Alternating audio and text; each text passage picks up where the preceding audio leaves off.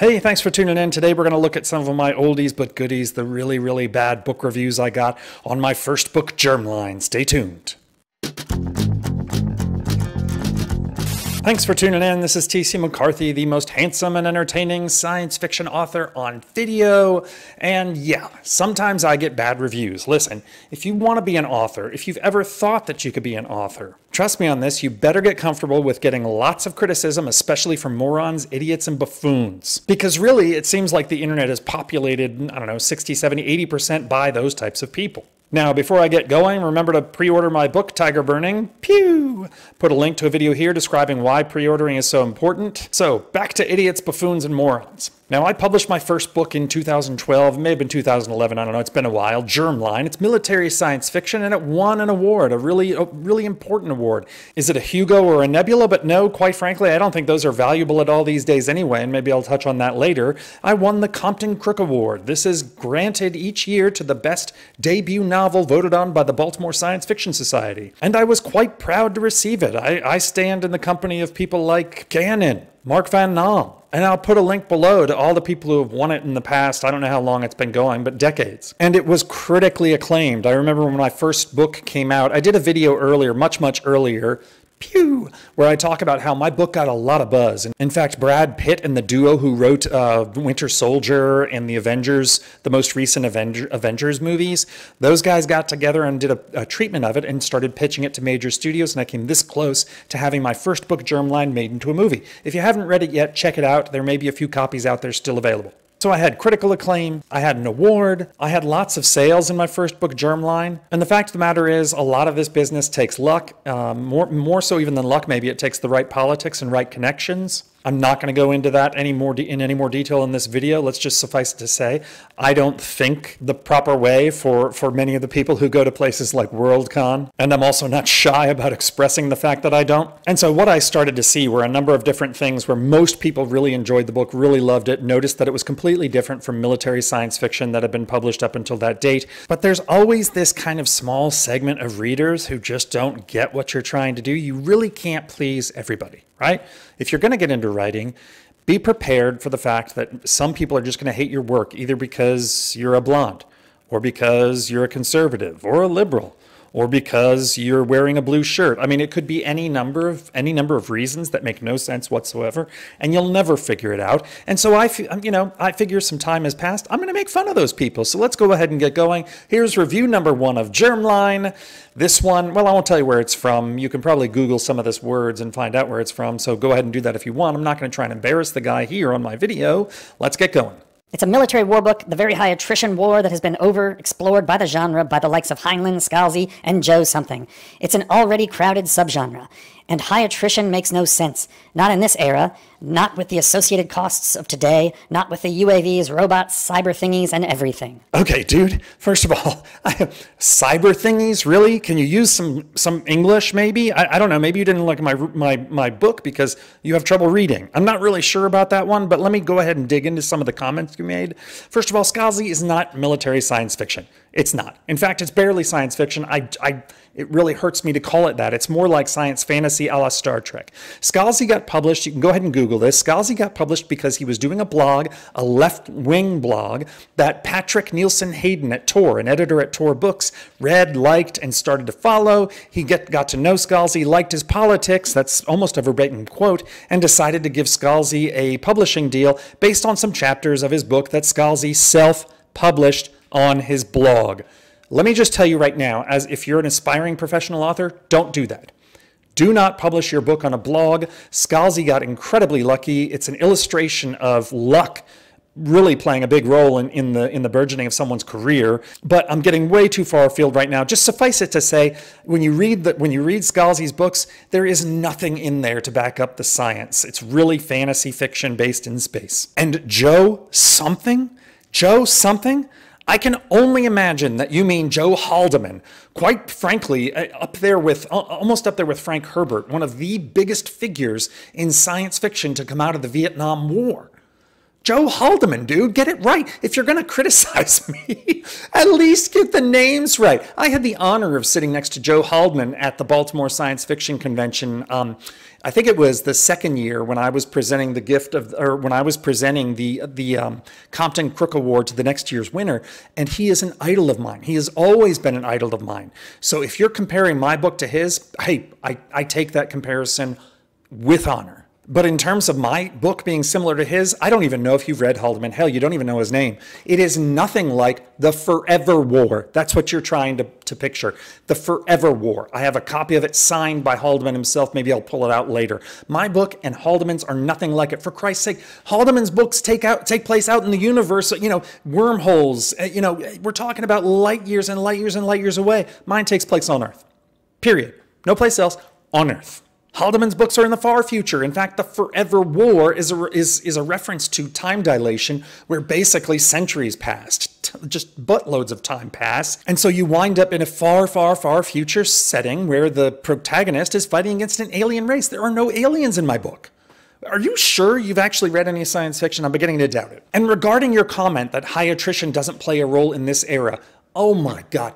Okay, dude, I'm pretty convinced that you didn't even read my book. My book does not take place in this era either. Granted, it's not a far future setting. It's near future, but it's not this era. It clearly takes place in a setting where at least one, probably multiple nuclear exchanges have taken place, major wars have taken place, and the Earth has almost but not quite been kicked into a post-apocalyptic setting. That's number one. So it's not this era. Number two, attrition like this, like in my book, Germline, yes, you would see it. You would see it because this era, to use your words, is punctuated by basically us, a superpower, fighting a nobody. Terrorists, non-state actors, very tiny beings, right? They have no state behind them. It is not a peer-to-peer conflict. So if you can imagine us fighting Russia, China, both, that is what's called a peer-to-peer conflict, and you better damn well believe that in that setting, we would see something like a war of attrition like we saw in World War I. But look, I could keep going on this. Let's continue with this guy's moronic frickin' whatever he wrote here. The fact that soldiers are dying at rates not seen since the Russian invasion in World War II for some metal buried in Borat's country is plain laughable. America of today runs trillions in debt for dozens of lives lost in Afghanistan. For that money, it could easily buy the entire country/battlefield several times over with all its metal and whatnot. Look, that's such a stupid statement. I don't even know what to say or where to begin dissecting this one. I've already stated Germline takes place after a series of exchanges, nuclear exchanges. Also, dude, you just stated that wars can take place for any reason. It doesn't have to be over resources. And by default, using your language, that means that it could occur in Kazakhstan for any reason. Therefore, minerals could be one of those reasons. You see what I'm getting at? Really, buddy, think before you start putting pen to paper or start typing away as a keyboard warrior. I win. You're adult. Let's keep going with what this guy said. The hero is a drug abuser. Again, a too much used motive. Something I've read too many times. And the take on the topic is the one shared by most drug abuse books. Drugs are cool, let's do more. Which books in science fiction, pal? You don't list any. I'm not aware of them. In fact, the reason I chose this route was because, quite frankly, I hadn't seen it used in science fiction that much. Admittedly, I haven't read every science fiction book out there, but to use it like this, in the way that I did in an almost Vietnam War-esque kind of application, a la Michael Hare, where it's this rock and roll plus drug-infused kind of cocktail of horror, I have not seen that in many science fiction books, but again, I could be wrong. The least you could do is point me in the direction of a few, pal, because you don't list any. Then there's the fact that there's no story. Like in Heinlein's Troopers, it's just fighting and more fighting. Once you read the first chapter, you have read the entire book. Okay, at this point, I'm beginning to think that this guy just doesn't like military science fiction in general. If you point to Heinlein and say there's no story, just fighting and fighting and fighting, wrong. Anybody who's read science fiction knows that that's wrong. I could stop here because clearly this is somebody who's either mentally challenged, no offense to those who truly are, I'm being serious here, or he just hasn't read the book. He's just wanting to get on Goodreads or Amazon and just type something up to make himself feel better. We've begun to leave this plane of reality and enter some sort of existence that I'm not sure I can relate to, and hopefully you can't either. But to be honest, from what I know about war is a couple of things. It's boredom. It is repetition. Same thing over and over again. Get up, go someplace, dig a hole. Get up, go someplace, dig a hole. Punctuated by horror. Horror. Okay, so that does it for that first review. Let's go on to the second one. Here we go. This one's not quite as Not quite as fun to tear apart, but I'm going to do it anyway. This is one hot mess of a book. About the only good thing I can say about it is the prose isn't bad. There isn't much of a narrative, just one battle after another, all of which are pretty much the same. What story there is reads something like a 13-year-old might have come up with it. To say that the characters are cardboard is to give the author too much credit. One really irritating thing about the book for me was the lack of telling detail, which made it all but impossible to put yourself in a character's situation in your imagination. Another one I'm not quite sure what to say about, but oh, who am I kidding? Of course I know what to say. Please, dude, introduce me to this 13-year-old who can write believably about drug abuse, war, future weaponry, international conflict, peer-to-peer engagements on the battlefield, wrapped up at the end with some good old-fashioned redemption. Show me that kid, and I'll show you a 13-year-old who probably should be killed because he's the Antichrist. Or she. This piece of trash was the worst book I have ever had the misfortune to read. So poorly written as to be pure dribble. Hey, well, thank God the Compton Crook Awards Committee voted otherwise. 5 chapters in and no plot yet. A bunch of future soldiers in a future Kazakhstan doing stuff that makes you puke. Remark, he definitely ain't. And now for those of you who aren't familiar with the name Remark, that's the person who wrote All Quiet on the Western Front. Famous, book about World War I, obviously. If you haven't read it, go check it out. If you haven't seen the movie, go check it out. So basically, Remark, his book, it's a book about war, and sounds like from what this guy just described, so is mine. I mean, that's what the guy just described, a bunch of soldiers doing stuff in Kazakhstan that makes you puke. That's war. The other thing is that I'm actually quite glad that I'm no Remark, because quite frankly, today, Remark's book would not have sold. It just wouldn't have. He may have had, likely he had the wrong politics, because today publishing is driven in large part by politics. Take a look, go ahead and Google Tolkien is racist and see what comes up. J.R.R. Tolkien himself would not have been published today, because the atmosphere today is so restrictive, so prohibitive, that only books like the ones this moron likes are going to be published. We wouldn't get Remark, we wouldn't get Tolkien, we wouldn't get Hare, we wouldn't get, I could go on and on and on and on and on. You, pal, are the problem. The problem with today's fiction, not just science fiction, fiction in general, not any part of the solution. I'd prefer if you didn't read. Spoilers alert, I made it about halfway through the book before I couldn't take it anymore. I can only think of 2 other times I've just stopped reading a book because I didn't like it. I bought Germline because I was enticed by the premise, a fresh conflict scenario, an exploration of new military technology and the ethics using biotech to change the human body. But the reality is that the conflict's implausible, the plot aimless, and the lead character is a misery addict who lives on the suffering of the Marines he's with. But I'll tell you this, about this guy, he's absolutely correct. The character is wholly unlikable. But here's the thing. I did that on purpose, you freaking genius. Next. I was offended by the realization that the novel rips off Michael Hare's book Dispatches, which is an anthology of articles he wrote for Esquire magazine on his experiences with the Marines in Vietnam. But Germline is notably devoid of the humanity and insight in Hare's work. Hare is compassionate and dedicated, risking his life to relay the experiences of U.S. Marines fighting in Vietnam. For Hare, the Marines are the story. Ironically, in Germline, the reporter, not the Marines, is the story. While in Dispatches, Hare participates in the narrative but keeps the focus on the Marines, in Germline, the overwhelming focus is on the flawed, unsympathetic, and for me, wholly uninteresting Oscar, who is the narrator. Germline copies the style but misses the point of Dispatches. Okay, I'm going to address one thing first up front, where he says I ripped off Hare. I did not rip off Hare.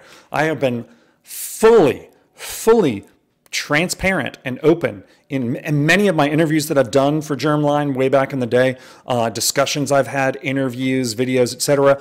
I have been fully transparent and honest that yes, Michael Hare is my most favorite author. Go look at my Goodreads page. He is listed as the single influence in my life because I am that much of a fan of his work. Did he influence the style in Germline? Yes. Did I steal Hare's style, rip him off, etc.? No, absolutely not. That is a lie. So already I hate this guy. And this is another genius who basically argues my point and proves my points without even knowing it. How do I mean? He spends an entire paragraph. Go back, rewind this video and listen to what I said. He spent an entire paragraph outlining how my book is different from Michael Hare's. Do you see what I'm getting at if you want to be an author? How you've got to ignore these idiots? Are you on drugs, dude? This is not Dispatches. I'm sorry. What it sounds like is that you wanted it to be Dispatches, and it's not. It just isn't. It's not even the same style. I was influenced, yes, but I didn't use the same style. I'll start going, I'm going to go through the books that I actually have been influenced in general by, and you're going to see that maybe there's a little bit of her in Germline, but there's quite a lot of other things, including my own personal experience, which unfortunately I'm not allowed to tell you about. But listen, dude, you can't have it both ways. Either I ripped off her or it's a completely different book. Take your pick. It can't be both ways, you moron. Now, I think this is from the same reviewer, so I'll just keep going. By halfway through the book, we find that Oscar has been party to killing Marines. Actually, the genetic does the actual killing. The very group he claims to revere, that Oscar is doing absolutely nothing journalistic. In fact, he gets fired, and that he is mentally unstable. Okay, and the problem is what exactly? I'm not getting this one here, dude. We already established that Oscar is different from most protagonists. He's detestable at the beginning of the book. Absolutely, I wrote him that way. That was intentional, you idiot. Really, you know what? As I read this guy's review, he's a great advertisement. He's like the perfect foible for me to talk to you about how different my book is and how you won't know what to expect once you pick it up. Germline, go buy it. I should hire this guy for publicity. And the dude continues. I don't think he realizes how moronic he is, but let me keep going. I ended up asking myself, why am I reading this? There's really no hero's journey to be found here. Nothing insightful, no science on the hardware being used. In short, nothing that is either enticing or compelling. If I want to see someone with a train wreck life, all I have to do is watch an old episode of Intervention.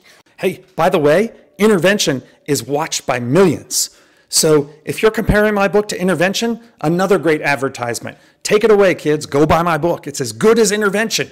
But I think that I'm starting to see where this guy is coming from and really what he wanted. When he references the hero's journey, he wants standard, pablum, run-of-the-mill science fiction and military science fiction.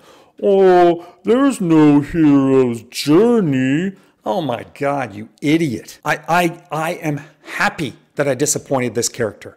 And quite frankly, there is a ton of science behind the science fiction in this book. I go into reactors, plasma, basically what amount to Gauss rifles, although I call them Maxwell carbines, powered armor. We discuss orbital bombardment stations, all sorts of stuff that goes into this, including the science, geology is a science, the science of how the submarine vehicles work, the speeds at which they move, how they basically have listening posts that act just like acoustic kind of sonar stations to track incoming submarines. If there's not enough science in it, I'm wondering if you actually understand science. That may be the problem there. I think that's it. Look, I'll be blunt. If you're an author, aspiring author, these are the kinds of idiots that are out there, and they outnumber us. He keeps going. Hare's book is disjointed because he focused on the micro. It is visceral and fragmented. It is an anthology of experiences during the time he spent in Vietnam. I couldn't agree more. I couldn't. That's great. That's a great kind of picture of Hare's work from your opinion. But you forget some other phrases that have been used to describe Michael Herr's work. And I honestly can't remember this stuff verbatim, so I'm going to go ahead and look down and read, okay? Herr almost single-handedly introduced the new journalism, in quotes, style of reporting to Vietnam, and he overlaid the phantasmagoria of Vietnam on a fusion of drugs and rock and roll. If Jimi Hendrix's music was the sonic equivalent of Vietnam combat, Michael Herr's prose was its voice. Damn right. And that's where the influence came. Germline takes place influenced by Herr's view of the Vietnam War, but it wasn't just her, it was other people who mentioned rock, drugs, etc., violence. Influenced by that cocktail, right? That's my influence from her, is that cocktail. And from other Vietnam era authors. And I gotta tell you, genius, today's wars are just as infused with drugs and rock and roll. Just because you haven't seen a movie that depicts it that way doesn't mean that that's not reality today and won't be reality into the far future. So I put that stuff into my books, and if you don't like it, kiss it. And then this guy keeps going and go. I think I have to cut it off at some point, but anyway, he keeps going. In Germline, there is never enough of a plot to grab your attention and convince you to put up with the train wreck protagonist. As it is, you don't ever care about much of anything that's housed between the front and back covers. Save your money. Joe Haldeman's The Forever War is a much richer contemplation of warfare. For that matter, Soldier Ask Not by Gordon R. Dickson is very moving despite its maudlin atmospherics. If you want to read about a wretched character, there is always the sci-fi classic The Star's My Destination by Alfred Bester.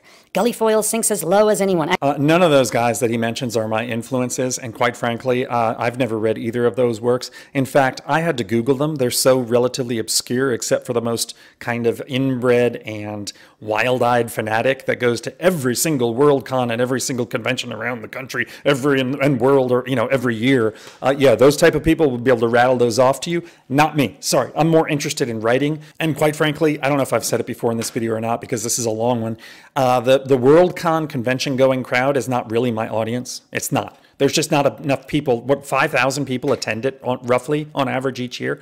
5,000 people. If that were my target audience, I wouldn't do too well in terms of sales. What I suspect is maybe this guy doesn't know a lot about her at all, or about actual military authors with military experience and memoirs and those sorts of things, let alone the military. And I think what he probably did was take a look at Wikipedia, which is fine, nothing wrong with that. But you get a lot of people out there like this who think that just by reading Wikipedia and other stuff, that they get a firm grasp of just how smart they are on a particular topic. And by God, they're going to show you author, insert any name you want there. The fact of the matter is, I don't just write science fiction. I also write literary fiction. About the war, about modern war, about today's wars. My work has appeared in Story Quarterly, number 45. It's appeared in Per Contra, a very well-respected pro-paying online journal. Go ahead and take a look at it. Also, my influences when it comes to writing science fiction or military fiction don't just stop at her. Let me go ahead and show you some of my influence. It'll take me a second. The Short Timers by Gustav Hasford. I am so fortunate to have this book. It's no longer in print. Great book. Full Metal Jacket was based on this book. He actually in his 20s lived with, who's that guy? Harlan Ellison in California for a while until he could get on his feet. He wound up dying in tragic circumstances, penniless. Great book. If you can find it, go ahead and secure a copy. The Hidden War, Artyom Borovik. I'm a child of the 70s. I remember when the Russians invaded Afghanistan. This guy was there. As a journalist, he's basically Russia's Michael Herr.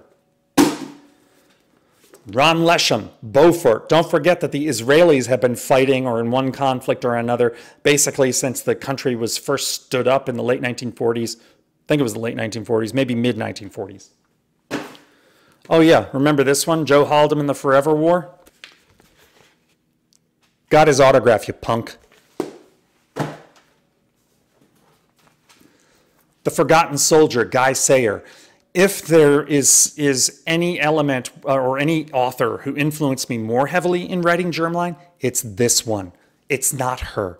It is not her. This guy, whoever he is, and maybe one or two of the reviewers before, basically they read an interview or they looked at my Goodreads page, saw that my main influence was Michael Herr, and just went ahead and assumed that that was the influence of Germline, and it's not. Guadalcanal Diary, Tregaskis. James Brady, Coldest War, Korean War, fantastic book. Cherokee Paul McDonald, this one, Into the Green. This one is about, I think he's a gunner in a helicopter. I can't remember now. It's been a while since I've read it. It's one that's not necessarily commonly referenced. It's a fantastic read. Oh, and then, of course, there's the nonfiction that I'm constantly having to read. This is on counterinsurgency warfare, eating soup with a knife. Wait. No, this is not. There's another one that I have that I don't have a copy of. This is just counterinsurgency warfare. I also read things like learning to eat soup with a knife, those sorts of stuff. By the way, I'm an invited speaker to SOCOM. If you look at my bio, I'm an invited speaker to SOCOM to discuss things like future warfare, future strategic conflicts, those sorts of things. I don't know who you are, reviewer, but I really doubt that you've been invited to anything like that. And of course, Dispatches by her. Fantastic Vietnam book about a young lieutenant platoon leader, Philip Caputo, probably one of the best writers I've read other than her on Vietnam. A Rumor of War. If you haven't heard of it, I don't know where you've been hiding. If you haven't read it, go get a copy. Legionnaire.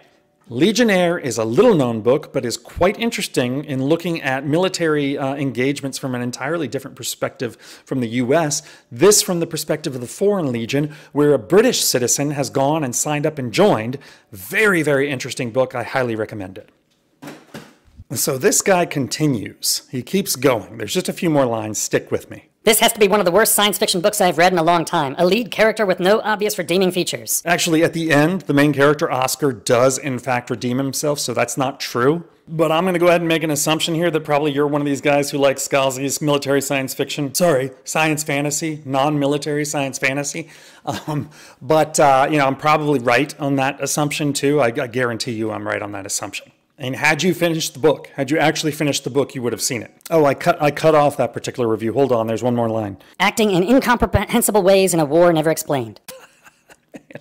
I really don't think any of these people read the book. I really don't. I don't.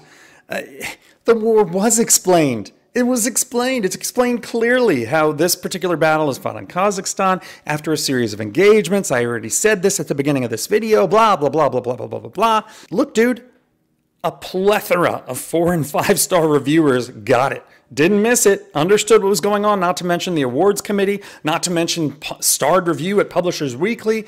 I could go on and on and on. Just because you missed it, you ought to take a look at your reading comprehension skills. You may want to, in fact, stick with young adult or whatever it is that you've been reading up until this point. Just because you didn't get it, right, doesn't mean that the fault is mine. So I'm going to go out on a limb here and say that you're the one with the problem, right? When you've got that many people raving about it, and you're the one person saying that it was incomprehensible, the comprehension problem might be on your side of the fence, not mine. So that's it with that guy. Let's go ahead and move on to the next one. When the drug-addicted main character embeds with Marines, and they and he take a hallucinogenic drug during a firefight, I threw the book out. Well, I know a lot of people who, when they read that section, started getting really, really into it. Gee, you think, I don't understand what you're saying, buddy. Are you saying that young Marines don't take drugs? Are you saying that drug abuse doesn't happen in the military? Because I got a billion articles here that contradicts you, pal.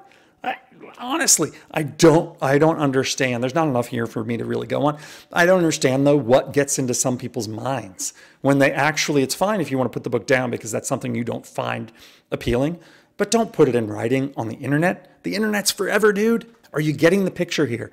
If you want to be an author, have a thick skin, because just getting in the door or getting published is not enough. It's not enough. You're going to deal with people who are going to be doing this. Anyway, it's been a very fun episode. I'm going to try and do more of these. I've had a good time kind of going after some of the reviewers. It's been a while, like I said. I won't do this with my Tyger burning reviews unless there's some really bad ones. But let me know what you think in the comments if you've enjoyed this. Look, my being able to critique reviewers is not meant as an insult to them, just as sure as I'm sure that these people didn't mean to insult me by saying it's the worst science fiction book ever, etc. You see where I'm going here? So don't think I'm a bad guy just because I'm dishing out what I've been given, right? And if you're gonna post something on Amazon or Goodreads or someplace else in a review, just be careful, back up, be truthful and honest, and make sure that you've got the intellectual chops to back up what it is you're writing. Anyway, that's all I got. Buy Tyger Burning, pre-order it now. Sorry, the picture's gonna show up over here. Buy Tyger Burning, pre-order it, end transmission. Hey, TC McCarthy here, the most eclectic and entertaining science fiction author on YouTube, maybe even the internet. Thanks for watching this video. I really appreciate you guys tuning in. As usual, buy my books. I've got a new one coming out in July, and I'll have a giveaway coming up soon, so stay tuned for that. Appreciate you subscribing to my channel, and please, please, please, please don't forget to click that little bell icon so that whenever I upload new content, you get notified. Thanks again. See you soon.